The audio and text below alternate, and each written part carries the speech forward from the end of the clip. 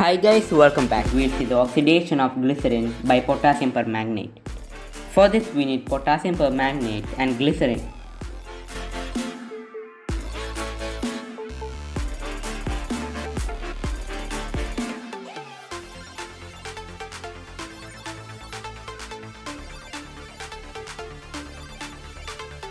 Take some potassium permanganate and crush to fine powder.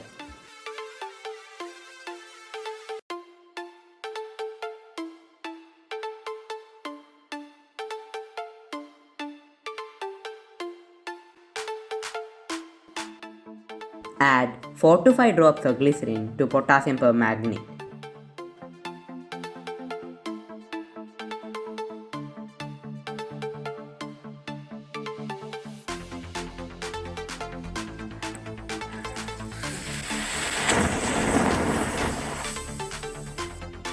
A highly exothermic reaction takes place resulting in flame.